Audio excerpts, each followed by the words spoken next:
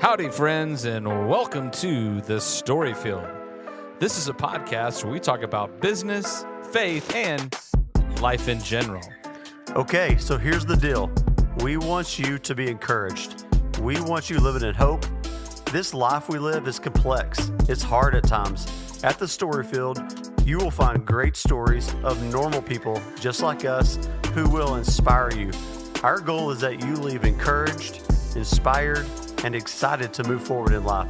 But before we get started, one thing though, if you're listening and you find yourself really hopeless right now, send us an email at hope@thestoryfield.com so we can pray for you. Thanks for joining us today. Let's get started. Hey, Story Field, this is Micah, and we're going to talk about something different, at least to start off with, something that I'm not very good at. I got my friends with the Go Big Business Group, and they run a bunch of golf-related stuff, which we'll talk about later. Say hi to my friend Mark. Hey, Mark. Hey, how's it going? Good. And my buddy Ed, he's joining us today too. Hi, Ed. Hola. And, okay, so I'm not going to ask you for golf tips because we could be here forever about how to get me to play better. Right. But a little bit about, you have different variants of what Go Big Business does. Tell me about them.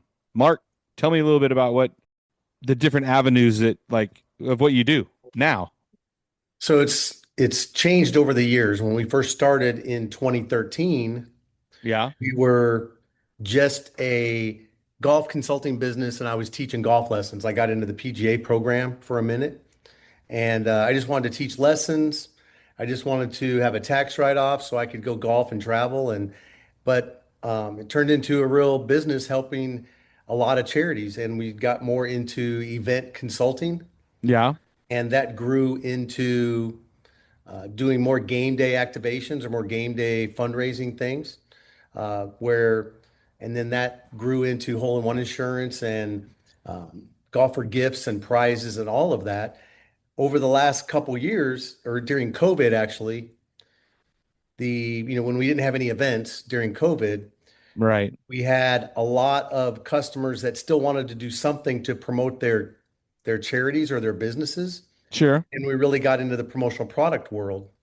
And that's grown so well over the last few years that it's become its own company as well. So we have Go Big Golf and Go Big Promo, and they work very much together. They overlap a lot of their services, but to be able to scale those businesses, we had to separate them out into more of a stovepipe of functions now. So Gotcha. they work very hand in hand. Go Big Business Group is just the managing entity. For sure. And the reason that we're doing that is because we have other ideas and other things that we're working on that we're going to bring other business entities underneath Go Big Business Group. Well, and I know Mark has been he ran this company by himself for a long, long time. And then Ed came in. So Ed, what's it been like since you've been part of the group? Yeah, so I'll tell you what. So I really enjoy working with Mark. As Mark has just stated, we broke the company into two different parts: Go Big Golf and Go Big Promo. And I am going to help scale and build the business under Go Big Promo. So been here 2 years, and I'm still learning the business itself because it's a business that's really outside of my mantra. Right. After spending 40 years in corporate. But Mark's been a really good mentor in this particular area for me. And as you know, we really are looking to grow over the next 3 to 5 years and build something special. Awesome. And I know a little bit, we'll get into the minutia a little bit later. I just wanted to kind of give people a feel, but you're also both Christians.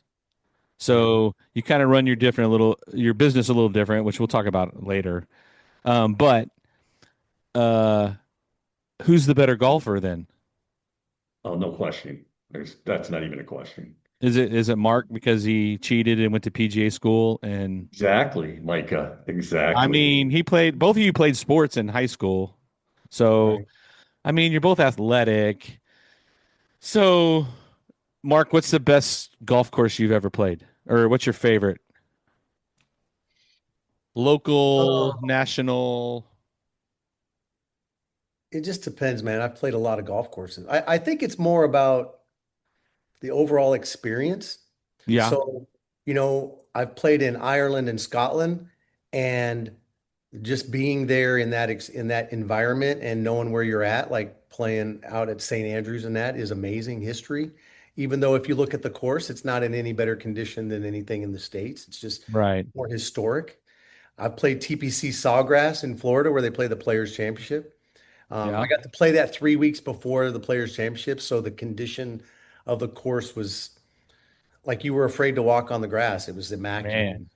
Um, but I've played places that people might not even know about that were amazing as well. I mean, there's places in Virginia and Pennsylvania, and I haven't played any place up in New York, but I really want to go to Upper New York. Ed could probably talk about some of those places, but to me, it's always more about the experience and who I'm with, really. Right. Um, Unless it's a place that's historic that you can't get on a daily basis, Well, I was going to say the golf games are always better. Location one, but two, the group of people you're playing with can. Right. I mean, it could be Three, a four. sucky course. It could be the worst course you've ever played with. But if you're with like three of your buddies and you're having a great time, then it doesn't really matter. And Ed, do you play a lot of golf or I do, beforehand? yeah. Yeah. I probably log 50 rounds a year. So I Nice. guess that would be a lot of golf. Yeah. I get to Um, play like three times a year. And then, funny story, when I was in college in Orlando, we went to go play at some charity thing and an alligator was just chilling. I think it was like hole four. And of course, my ball was over there by the water. And I contemplated going to try to get my ball. And my buddies were like, nah, yeah, you should probably leave that dude alone. He was a big boy too. And I wasn't really paying attention that they can run fast. Rumor has it, alligators can huff it pretty fast for fat dudes. So, and you uh, know what they say, Mike, is you're supposed to run in a like back and forth motion if you're trying to get away from an alligator, because whatever it does to the alligator, it slows him down. So just remember that is good. I mean, legends from my grandpa would say, just be faster than the guy next to you. that. I've played a couple of rounds with my wife in, uh, I believe it was South Carolina, that we had to skip a hole because there was like a 20-foot alligator on one of the tee boxes. Oh Oh And gosh. my they were gosh. like, and they were like, just go around here. And we're like, why? We're like, we paid $150 to play this golf course. And they're like, because there's like a 20-foot alligator over there. We don't even want you driving near that because they can run like 30 miles an hour or whatever. They can run really Wow. fast, evidently. And so, but that's only happened a couple times. I'm surprised he didn't just let you hit the ladies' tee or something. It was like, no, they said they Too just go close? Still around too it. close? Yeah, just go around it. They don't want them. Yeah. So, All right. Well, let's but if you got an ex-wife you're trying to get rid of, invite her to golf in South Carolina. oh, that was your Oh saying. boy. Wow. Let's No, let's rewind for a bit real no, quick. no, I'm teasing. I know, I know. Okay, so let's rewind. Let's give our listeners a little info on where you guys are from and what you guys did. I kind of talked about that little high school athletics thing, but we'll start with Mark. I know you live in San Antonio now, but like where did you grow up when you were a kid? So quickly, I was third generation Air Force. My grandfather was in the Army Air Corps. He was in the Air Force when that started for 31 years. My dad was in for 28 years. So I was born on an Air Force base up in Wichita Falls, Texas. And then we lived all over the United States, lived in the Azores off the coast of Portugal. So I grew up all over. I was always the new kid. I went to four schools in fifth grade. I went to five high schools Wow. during my 4 years of high school. And so that's an adventure to have that kind of lifestyle. And then I joined the military myself for 25 years. So the longest I've ever lived any place at one time is where I live now. I've been in my house for 10 years. And before that, I had never lived any place longer than 4 years in my life. And Wow. Nice. it was pretty chaotic. So graduated high school, though, in Bellevue, Nebraska, went to Bellevue College. It's now called Bellevue University. So I'm so old they changed the name of the school.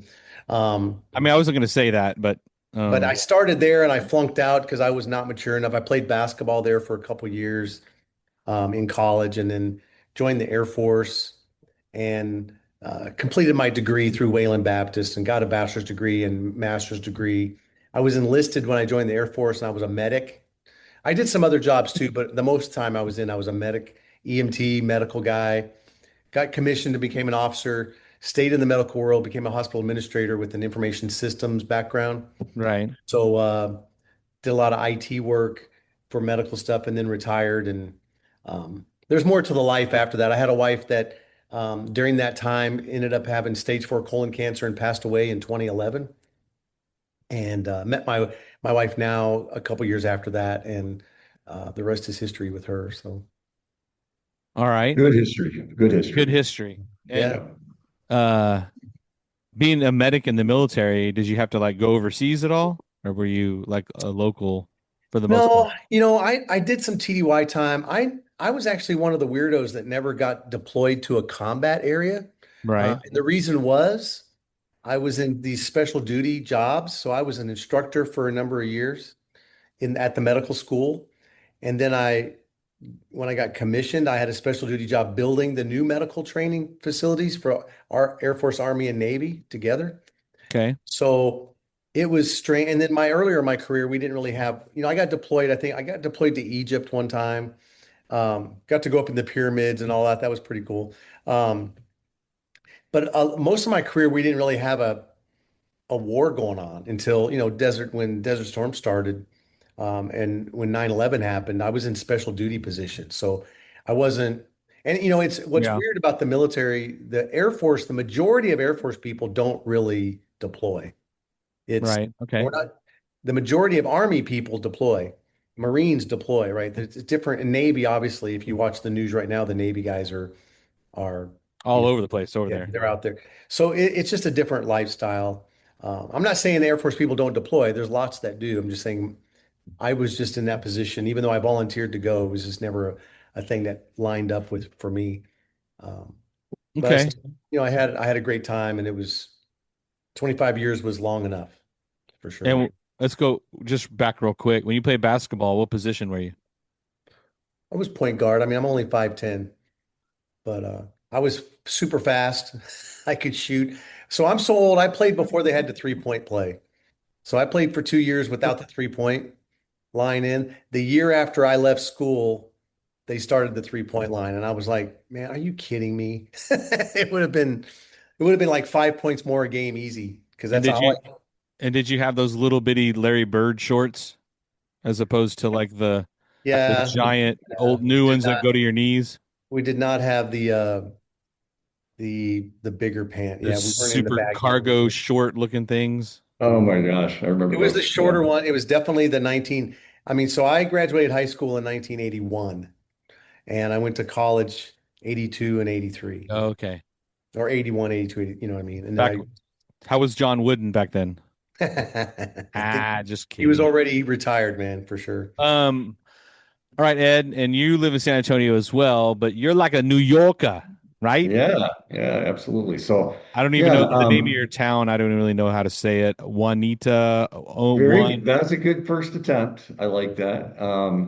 I've seen that name butchered worse, to be honest with you.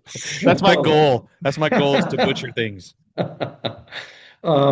yeah, I grew up in upstate New York, right? Oneonta, New York. Oneonta. Okay. Oneonta. So Oneonta is Indian for City of the Hills. And I grew up in the foothills of the Catskill Mountains in upstate New York and Okay. really had a great time. It was a small town. We had two colleges in our hometown and pretty much was there from when I was born up through when I left for college, 19, 20 years old. And you went to Ithaca? Ithaca College was my first stop, and then I went to State University of New York at Oneonta, and then finished up a little later don't think I'm trying to think, at SUNY Oneonta back in 89 or something like that. All right. And what did you do in high school? Like, were you a baseball player? Were you a hockey player? Yeah, so I actually lettered 6 times. I played football, basketball, and Whoa, baseball. Um, man. yeah, and was recruited to play baseball and football out of high school. Not big Division I schools, but a lot of Division II and III schools, and I settled in on Ithaca. So that was a great time for me back then. So. Nice. And then you went to school, and I know both you and Mark are like business guys as far as business administration, info systems. I know Mark knows a lot about that kind of stuff. Um, did you always want to like start a business? Were you like entrepreneur-y, or Yeah, just like as you got older, you're like, you know what? I really don't want to work for anybody anymore. I think I should start my own business. yeah, I really feel like my career prepped me for this moment, right? And I always had a dream of working in a nonprofit, use all of the things that I learned in the corporate world, and then go apply and run a nonprofit effectively and efficiently.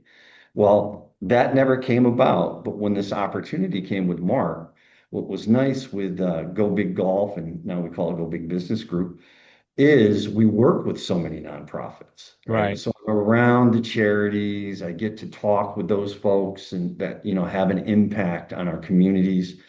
And quite frankly, it's very rewarding. And I've got to say, I took early retirement from my last job at 59, and I can't think of a better way to spend the next 6 years in working in this kind of position, working with nonprofits and charities and corporations that are trying to do the right things in their community. Well, and you guys have helped me a whole bunch with my uh, foundation tournaments, and we continue to try to find more ways for you guys to get jumped in because it's a lot easier to deal with one vendor than it is with a whole bunch of vendors. But Mark, you've been running this company for a while, and then slowly expanding and expanding and expanding. Right. Um, what are like? Let's just say someone's wanting to start a business. Just give them a little bit of advice of like, I don't want to say what not to do, but there's thousands of books and there's all these other things. What is it really about it when you want to start a business that you just got to kind of stick to?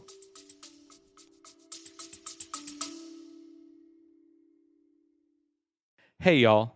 I just want to make an observation. When I see someone going through a legal situation, it seems like there are way too many unknowns. Well, the Allen firm provides legal guidance so that you can make a great decision, come to a resolution, and be at peace. For more information about the Allen firm, visit allenlawfirm.com. I think number one, I mean, you got to find your calling. You got to find something that you truly feel is a purpose for you. Right? If you're just doing it to make money, I don't think you're going to find the joy or you're not going to find the dedication to go there every day and do it and focus on it. Okay. Uh, so I think you got to, and if you work in something that's your calling or that is your purpose, then you're not going to really feel like you have a job, right? It's that old phrase that I'm not saying take your hobby and turn it into a business because then that makes your hobby not fun, but Right. something that you can be passionate about, like Ed was saying. Um, I think what I've learned, it's not a big secret either, is focus on what you're good at and try. You can't be a master of 50 things. Try to master like one service or one product and be really good at that Okay. and grow that really well. Um, the mistake I've made, and we're getting better at this, is just customer comes and says, "Can you do that?" Yes. Can you do that? Yes. Can you do that? And I kept saying yes all the time. And I think that's so I think there's a part of that I did on purpose because I just was trying to get customers. But the struggle that you come on to is all of a sudden now you got 10 things you're supposed to do for people and they all expect you to do it. And it's harder to get good at that. It's hard to be good at that many things. Um, so if that makes sense, Oh, it's, 100%. be good. Like if you're going to be a hat guy, be the best hat guy you can be. And once you master that, then you can go to the next thing and be the best, you know, shirt I guy got or you. whatever the issue is. So Just don't be the, I think kind of, well, I'll put it in my own little terms. You're saying for, don't try to be the one shop stop for all of your clients if you have no idea what you're doing. There's a little bit of yeah, like you saying yes in order to kind of, but right. if you know one of the five things and you're like, yeah, we can do all five of those things just to Right. get the business, you probably end up gonna mess up or fail Well, I'll at give you a an couple of example. them. Like recently I had somebody ask me to do some products for them and I just haven't done it before. And I was like, hey man, I don't feel comfortable doing this. We haven't done this kind of decoration before. Right, And I had to tell him no, even though I really wanted to help that guy. right, And um and that's a rare occasion that I don't go solve the problem, man. Because normally I say yes, just give me a couple of days and let me figure it out. And I go figure out the solution and I do it. And they're like, oh, you're amazing. Um, but the juice might not have been worth the squeeze because, 100%. you know, but Yeah, but I'm getting better at, and I think it's smarter if you're just honest with people, man, and say, look, here's what we're really good at, and we're gonna knock right. it out of the park for you. So And so Ed, that'll probably fit in with you as you're trying to expand the promotional side. And you guys just don't do golf stuff. You can help anybody. Big business, yeah, corporate, it's just a promo company. It just happens to fit the moniker. We're just going to keep everything going big, no matter what it yeah. is. So I'm assuming that the same philosophy for you is when you got someone that's coming up and wanting all these different promotional stuff. Uh, it's got to be exciting one because you talked about like expanding and growing it, Yeah. and multiplying it. Um, but do you think that like saying no every now and then is important if you have no idea what it is or you're It's clueless? the most important, in my opinion, saying the word no is the most important thing that you need to become good at. A lot of people don't think no. When you think of the word no, it's like, red stop sign, can't help you. But the truth of the matter is that, you You're not know, wasting their time. you're You're not not wasting. wasting their time. You're helping, you're actually helping them because you can't move them farther down the road with maybe with what you have. Right. So you have to be, and you have to be careful because there's sometimes I say yes, like Mark, in the sense of it's a challenge. I have never been down that road before. Let me go see what I can do, right? And help them out. Whereas in some cases, just with the amount of work sometimes that one will have, uh, being able to say no or being able to set expectations that allow you to say, I can't right now, but I can help you in a week or so, right? I Those types think of if I think when we work on things like that, if we control the process in our company, meaning if we're like on the golf side, if we're doing fundraising and we're doing hole-in-one insurance and we're doing our scratch games and we're getting prizes, we control most of that process. Right. So it's easier for us to take on something, maybe it's just the size of an event or whatever, and say yes to it. But if it's something on the promo side, like we have our own laser machines, we have our own heat press machines, and we have ways to do things. We have vendors that work with us that do embroidery and all this other stuff. But if it's a process that we've never done and we don't control it, then that's when I'm more uncomfortable with things. If we control the process, then I'm going to say yes because if it's just a matter of figuring out how long it takes Yeah. or how much it's going to cost, then we'll figure that out. Right. We'll make less money to solve the problem for somebody because again, part of what and I'm not the expert business guy or salesperson, but what we try to do is get them as a customer, solve the problem, make them happy. They're going to come back to you because you did solve the problem for them. Right. And if you make a mistake, you take care of it. You fix it, right? but you're also honest with them. If they say, "Hey, can you do this by Tuesday?" Well, no, I can't do it by Tuesday, man. Nobody can do that by Tuesday. So, Right. and if you know somebody that can do it, I've pointed people to other processes or other people that could do something and say, "Look, I just can't do it, but these guys might be able to." And they Well, still might come back to us because they're like, "Man, they took care of me."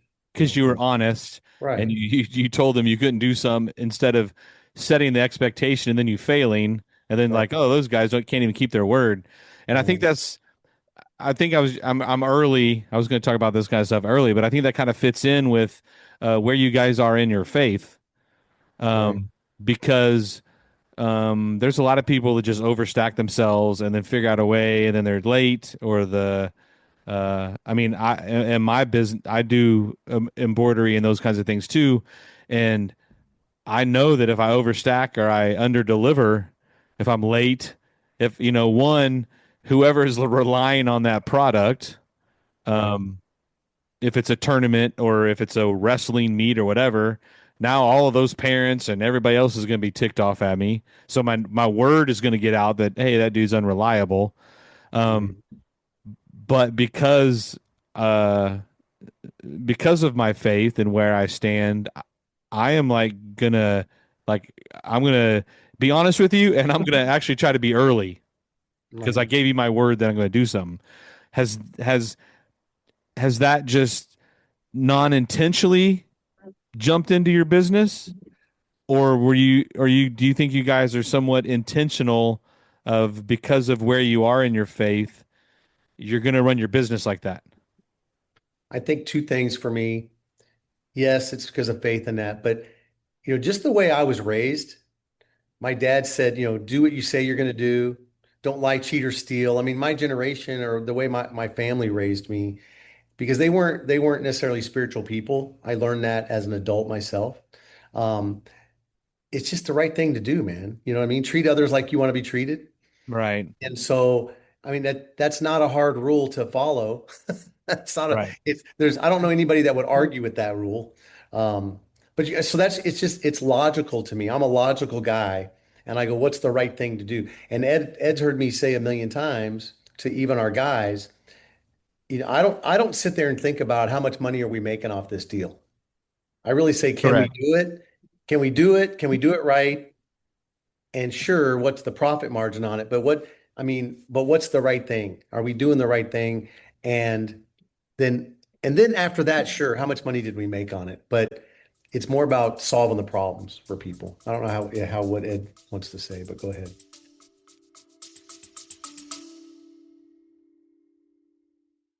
Unstuck Coaches hates it when movement and progress in a person's life or business is stuck or frozen or slowed or just stopped altogether.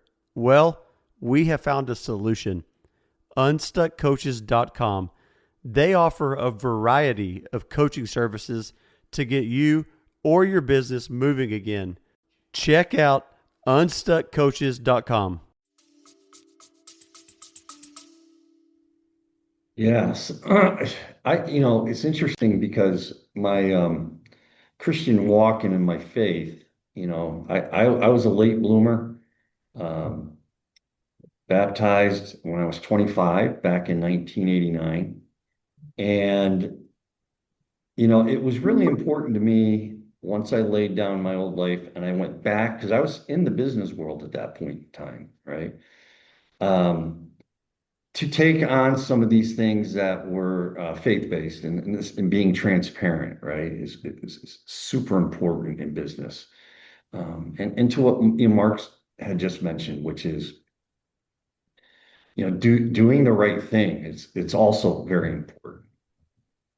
This, our job here affords us, to actually see 20,000 plus golfers a year.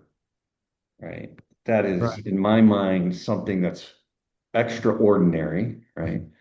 And the opportunity exists to have an impact on these folks, and I think it's really important that you know, as a Christian, um, to to really, set the tone. I mean, I get up honestly every day and I have to get my mind right around, okay, I'm a light in this world. I'm going to Right. see 144 golfers today. What tone do I want to set with them? Right. Um, so that's how faith has kind of impacted how I look at business and work in business. And probably the biggest thing, Micah, is relationships. Uh, Mark is one of my best friends, as well as being someone that I work in business with. And making and having relationships with people uh, is really important to me, and I think it fits naturally into our lifestyles as Christians. To build good, strong relationships. Right. Well, and I think relationships are super important. I'm not really the best at them. Um, I'm what they call an extroverted introvert. Yeah, So I yeah. like to be home. I'm totally comfortable with limited people because they drain me a little bit. But what's hilarious is that uh s- uh when I was on church staff, I was a worship leader. So I got teams to build. I got to build relationships with my other musicians, with the church staff. I did that for 15 or so years. Um, the relationship part and you be like, to your point, being the light. I think what I got caught up in as a worship leader was like I'm pouring into these people and I may never see the impact that I had on them because it could be 7, 8, 9, 10 years later when that light, when like Yep. the Jesus light slaps or whatever happens to where they're like, oh, now I get it. If it's that kind of relationship, or even just the interaction of like, I don't know who those guys were that were launching golf balls on hole three, but those dudes were like the nicest people in the world. I may go check them out and see what they're doing. What do they do? What else do they do? Mhm. Um, And there's a lot of people that aren't like that. Like you can't even go to some stores and have anybody that's nice to you to portray a hey, this is in the Bible, Jesus says treat everybody the same, no matter what. Yep. Doesn't matter. Not your job. Just love them. Love all your people, You right? know, when you talk about impact on things, I always think back to when I was an instructor and it works in the business world, it works in sales, or it works at events. Um, I used to tell my instructors, people only remember a couple things in life, in all your life. You remember the things that are amazing, the most fun you've ever had. You'll remember that situation or that experience forever, right? But you also remember the most stressful, agonizing trauma, that you have in life, right? The Right. stuff that's just mundane that you go through, you're not going to remember that. So the reason I bring that up is when we were teaching, or even when we talk about doing stuff at events, what do people remember? They remember the air cannon thing we do because every other hole on the course was the same except for the air cannon hole. Right. They remember that. We have guys now that see us every year and they turn into 12-year-old boys, right? When they see us. The same thing with other things. The same thing with you talking about customer service. What do people remember? You remember the best waitress you've ever had. You don't remember, and you remember the worst ones, and you tell the stories about the Right. worst people, right? Yeah.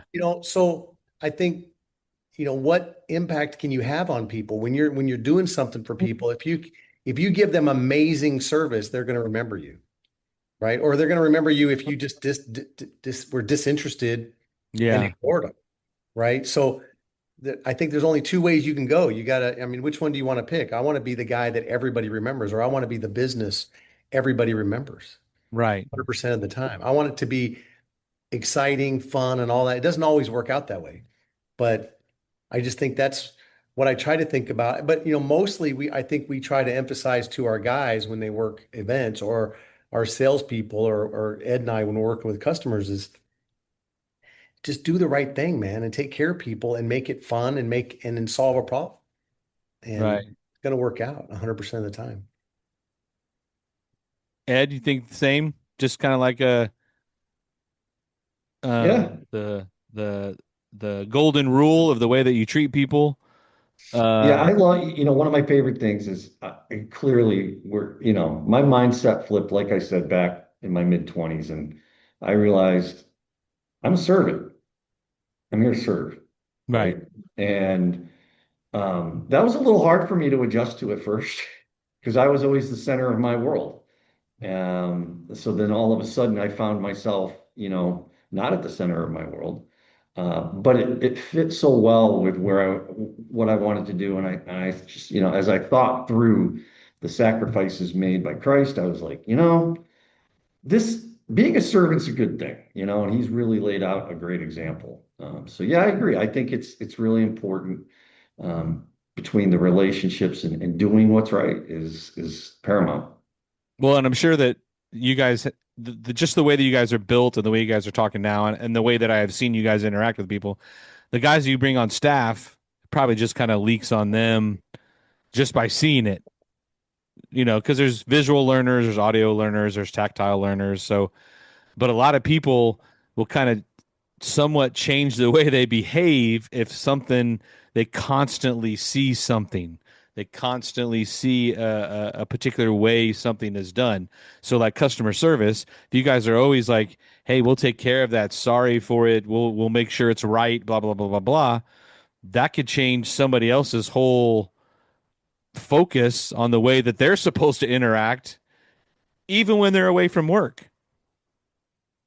You would hope so, yeah. I mean, we talk to our guys all the time about, or just recently, we redid our whole business plan, our business structure, and we reemphasized our Christian principles in our business plan to Right. our whole team.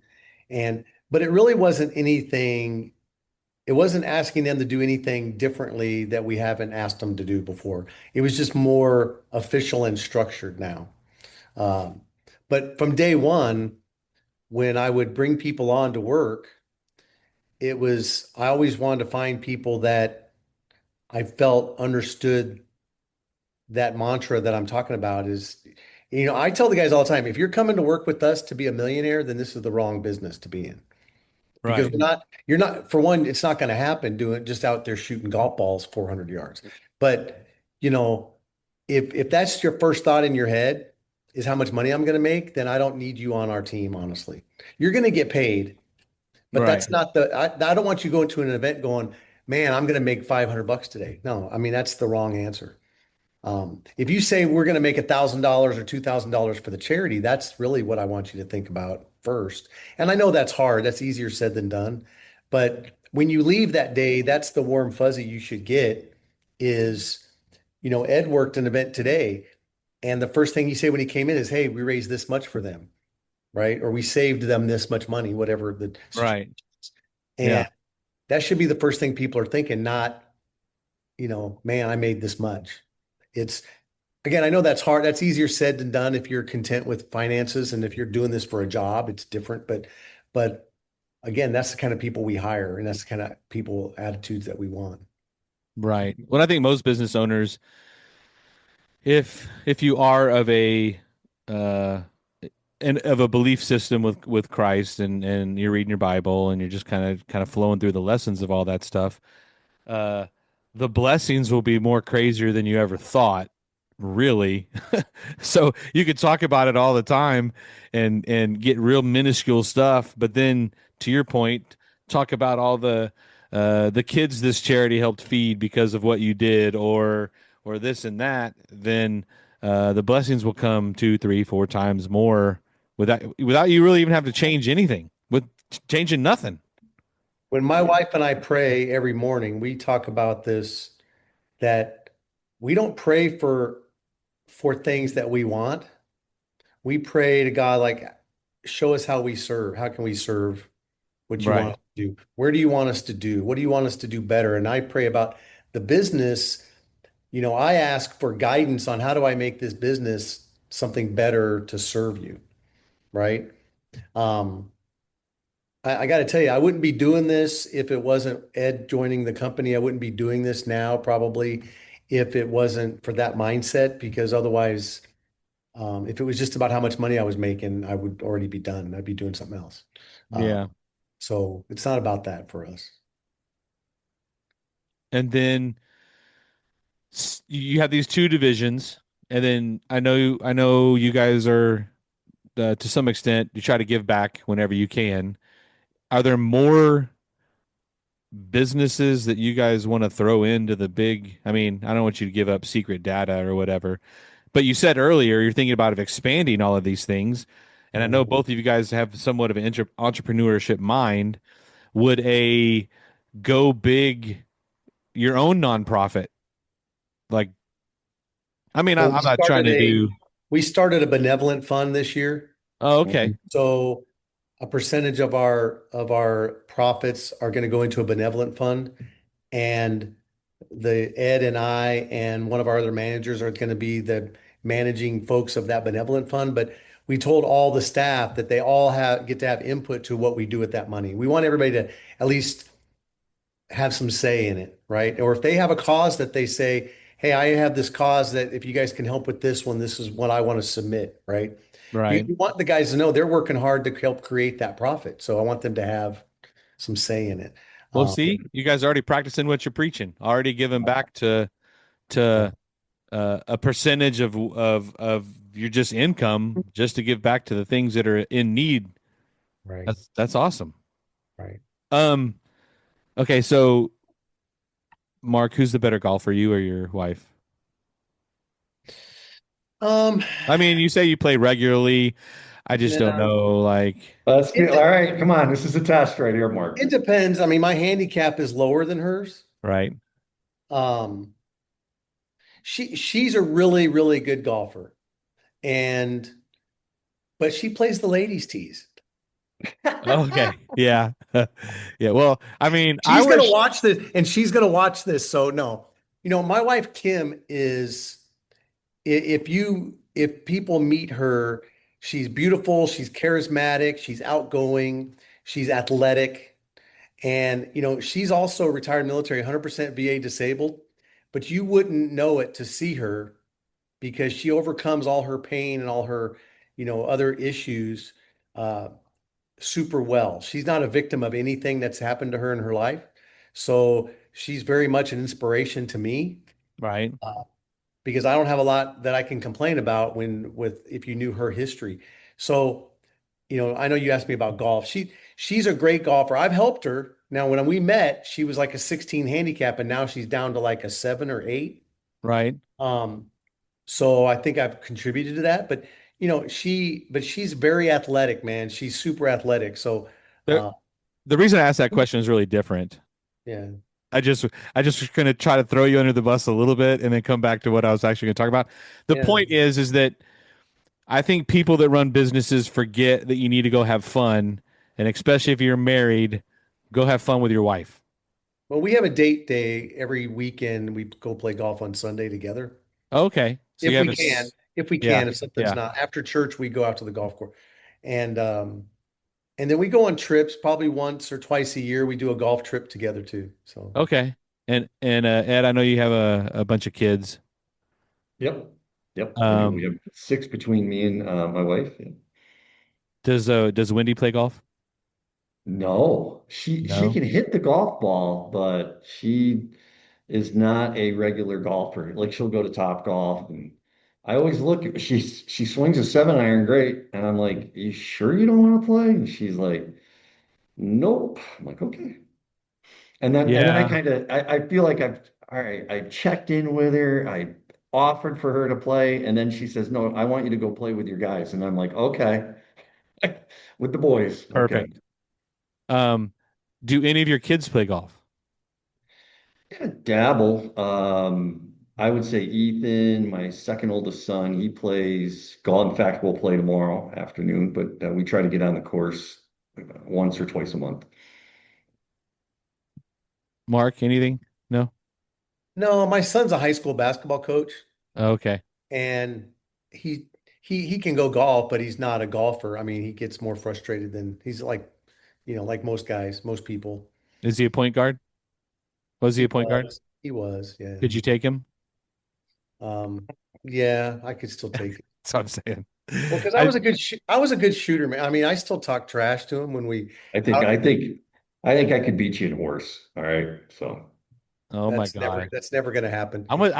I could take both of y'all. That's all I'm saying. okay. Next time we're all together, we're gonna find a hoop and a I haven't basketball. shot a basketball in 10 years, and I All would right. Yeah, I crush. don't. You I better would start crush you. practicing. I would Okay, crush you. whatever. That's funny. I talk smack Now, to my see, so athletes, you never are going to admit that you're going to lose because then I would tell people, why would I go, oh, yeah, you can beat me? Well, then, yeah, you're going to beat me. I'm always going to assume I'm going to win. because you're always positive. That's Well, I'm right. positive that I'm better than Ed. I know that. And All and right. see, that's why the business runs great. Competition even between the two divisions of I'm just talking I trash. know. I know. That's just part of the fun. I like to talk trash and I suck at golf. Yeah. But I can shoot a basketball.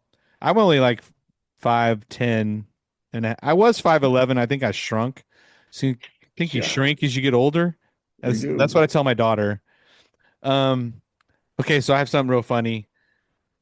So I asked Chat GPT Oh, which of the disciples would have been a good golfer. Oh, I like Probably that. never asked this question before. I just thought it'd be funny. Peter is the passionate driver with a high handicap because he would be the most exciting golfer because he's outspoken, energetic, and sometimes impulsive. That's So I thought it was awesome. pretty funny. John would be the calculated competitor, known as the disciple whom Jesus loved, would likely be brilliant and calculated. Which so I read that and I was like, does that mean like he would use the foot wedge out of the rough? I mean, you're not supposed to, you're a disciple. You're not supposed to cheat, but is a foot wedge cheating? I mean, Technically, it is, probably. yeah, technically. Okay, Andrew would be the warm and winsome, funny guy bringing the people together. And then Matthew would be analytical. He would have the attention to detail, the math skills to keep score, and meticulous nature to keep an accurate scorecard and then analyze every stroke. It is amazing what you can put into what kind of weird crap you can put That into is Chat amazing. GPT. It's pretty funny. Um, so we've talked about where you come from. We talked about kind of what you're doing now. What was it, a person or what was the event that kind of made you switch into more of a Christian tilt in your life? What do you think it was? go ahead, Ed. Sure. So, wow. Okay. I'm going back again into the 1980s, late 1980s. And I can tell you that I was quite the party animal, right? Yeah, And I partied hard. I did everything at about 120 miles an hour. Let's just put it that way. But I knew the road to Damascus moment for me, right? I was sitting there one night and I was partying late. I was by myself and I caught a look at myself in the mirror and I'm like, who is that guy? Like I almost unrecognizable to myself, right? right, And I remember at that moment just kind of sitting there and I'm like, this isn't right. This just doesn't feel right. So I remember just turning to God and just saying, God, I don't know. I know you exist. I don't know what to do, but I know that this isn't my right path. This help me out, right? right. A week or two later, a woman knocks on my door and she's the real estate person who's going to sell our home. And I'm having a conversation with her, and she goes, and she just all of a sudden out of nowhere, she goes, "Do you go to church?" Uh, I'm like, "No." Are you interested? I said, "I might be." She goes, "Do you mind if I pass your name along to someone at our church and one of the men will reach out to you?" I said, there was a little reluctancy, to be honest, at first, but I said, "Sure." right. And I get a call the next day from a friend named Dean Toscano. And I said, "Hey, Dean, what are you?" And he's like, yeah, didn't you give your name to a woman yesterday? He goes, I lead the church down here. And I was like, you got to be, I grew up with the guy. I was Right. like, you got to be kidding me. Yeah. We live in North Carolina. What are the odds of this happening? Right. We haven't talked to each other in years. And yeah, and he and a bunch of other men, young men at that point in time, we studied the Bible, and I wound up getting baptized in August of 1989. Yeah, so that was kind of my Damascus moment, that going from party animal to all of a sudden saying no and taking on a new role in life. Well, yeah, just asking for assistance, and then a random person shows up. I mean, it's not random. But it you could tell the story that it's random, but it never is. What No, about you, Mark? I had moments throughout adulthood that I was always seeking something that, some comfort, right? I was a terrible human being, number one, and something tough would come up and I would hit rock bottom, or what I felt was rock bottom at the time. And I even had moments where something happened. I can't remember exactly what happened. And I opened up the Bible and I just happened to look at a verse that it directly was talking about what I was doing, the mistake I was making, right? It pointed me right to it. And I'm like, that can't be a coincidence, right? Um, I had some other things happen in life. I had a wife that passed away. I told you about that, but I Yeah. went to I went to an Acts retreat before she passed and had some spiritual. If people don't know what an Acts retreat is, they can look it up. But I'm not Catholic, but it's a Catholic men's retreat. And I had some spiritual moments during that again could not have possibly been coincidences. Um, like some non-believers will go, oh, that just, that happened by accident. If I told you the whole story, we don't have time right now, but you'd be like, wow. I mean, shivers would go up my spine when I tell the stories. I had things that happened with the last 6 months of my wife's life but I kept going in and out, Yeah. connected to God, right? It didn't always stick. It didn't always absorb. I would go to it. I'm like, okay, I feel good. And then somehow I would get distracted and I'd go back to doing, stupid stuff. And I think the last, um, probably that only like the last, well, my wife passed away in 2011. So just the last 15 years or so, and since I've been with Kim, it's been growing stronger and stronger. I still had weak moments, even, in the last 10 years, but the last 5 years for sure, it's been getting stronger and stronger. And I didn't even talk about it that much with Ed, even. Uh, Right. you know, I've just really, really brought it out the last actually year or so. I brought it out more. And not that I was ever ashamed of it, but it just really stuck more. And I wanted to just really, I told my wife recently, I said,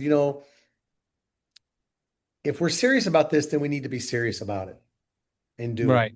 Tithe the right way, you know, commit to doing certain things, change how we're going to be. And I would tell you, it's helped our relationship 100%. It's helped my relationship with my friends. It's helped my life. There's things that I haven't even told Ed about that I see working For because sure. God's helping. And I'm not just saying that just because you asked me that question. It's things that have really, um, I've got really emotional about it with my wife that I'm shocked at how much has really happened in the last few years. So, um, I think I mean, that's a quick, I don't know if Yeah. I can't, the reason I didn't answer the question directly is I can't pinpoint like one moment. Well, Um, for me, I dated a preacher's daughter when I was in high school, and it was the craziest year and a half of my life. yeah. I, things I should not have seen things I should not have done, things that I should have heard, so that it kind of takes you away from it. And then you kind of go back in my late 20s. And then I didn't actually get baptized until I was 35, I think. We're talking like 2006 or 7. So,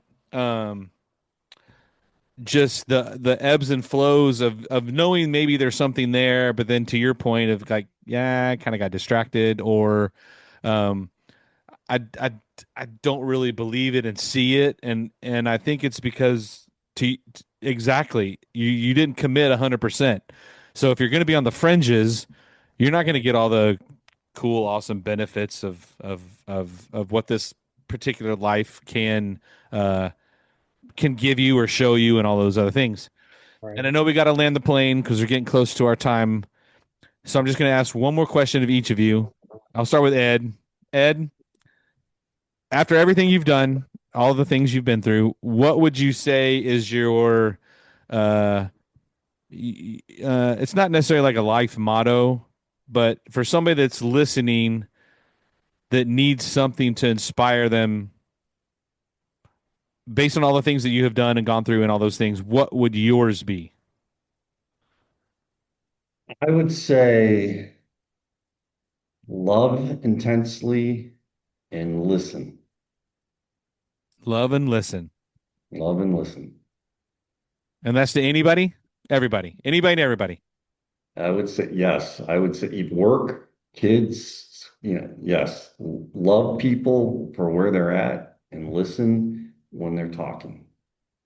And Like so really actively listen. actively listening. And so that kind of fits into mine. Mine is do good, live well, love right. Yeah. I kind of There like you go. it's an abbreviated version of what my grandpa used to tell me all the time. His had a few curse words in it. So I was, I didn't know how that was into the whole church thing, but I cleaned it up for him. And all right, Mr. Mark, what would be your advice or your saying that could maybe, I don't know, someone that's maybe just struggling on, maybe they're not seeing all the things that they should be seeing, or they think that they should be seeing. Like you said, you see things now that are progressing and whatever, or they're just like in the I don't know stage. I think everything I do comes back to what's my priorities. So our tagline for our business used to be God, family, golf, God, Yeah. family, business, right? And when I say that, it's not a quote or a phrase, but it's, what are you focusing on every day? When you wake up in the morning, what are you focused on? Start your day with the right focus. Start your day with and end your day with the right focus, right? But every thought process that I have now is, what does God want me to do? What's my family want me to do? What's my wife want me to do? And then everything after that is who cares? What Yeah. happens, it Yeah. happens. I mean, it matters, but I want to focus on the first two things first every day. And it's been a lot more peaceful for me. I remember times when I wasn't living this way that my level of stress seemed 1,000 times more because I never felt like there was any peace. I was like always trying to solve everything myself, Right. and I don't have to solve everything myself now, right? I can, and I've actually truly done that where I've given it up. And, I used to laugh at people that said, I'm just giving it up to God. I'm giving it up to Jesus. I wouldn't laugh at them, but I'd be like, that's crazy. Like, you have to go solve it yourself. Right. But since I started doing that myself, my wife and I really, and you still have to plan your life and you still have to take responsibility. But I mean, when we truly said, look, show us the way and we're in your hands, things have been way less stressful and way less, I have way less anxiety. Ed would probably argue that because I react to stuff pretty passionately, but it's because I'm an emotional guy. I don't show it that much, but I'm a passionate, emotional guy. So yeah, I react to things. But in the big scheme of things, my final response is, okay, what am I really supposed to be doing? You know? Right. So Yeah, I always have to tell Mark, Micah, he hurts my feelings. When he gets Well, I passionate. mean, you know, talk to be a, HR. Talk be to a man. HR. That would be him. That would We be just me. Then everything's fine. It's Yeah, solved. be a man. Man up, man up. That's what I Man say. up. All right, Man up. gentlemen. If people want to find you, gobiggolf.com. Let's Go big golf. go bigbg.com, go biggolf.com, go bigpromo.com. You got it. So you want some golf stuff, help with your tournament, hole in one insurance, some cool little, we can bring out the gun, probably a whole bunch of other things. I don't, there's so much stuff on the website. I don't have time to go look at it Yeah. all. And then promo Corporate stuff. merchants. If you need some Corporate. merch for your business, Get some Go Big promo stuff. I've used them. It's great quality. They're pretty fast. I mean, what else could you ask for? Fast, good product. If somebody buys from us and they have a charity, we'll donate 10% of what their sale is back to their charity. Even better. So all you nonprofits that are running golf tournaments, All right. get your swag from them. Get some money back in return to help continue to do whatever you are doing. So, gentlemen, thank you for the time. And man, good blessings to you guys for your business and everything else. And I know we'll talk again because I think I got another tournament coming up with you guys. So anyway, y'all have a great week. You too, Micah. Have a great week. Thank you, Micah. Yep. Take care. Thank you. All right, we'll see y'all. Time. Bye now. Thank you for joining us on this latest edition to the Storyfield podcast. We hope that you have been challenged, inspired, and ready to take that next step, whatever that is. If you know someone with an amazing story that needs to be heard, send us an email at info@thestoryfield.com. Have a fantastic day, and we can't wait for you to join us on the next episode of The Storyfield.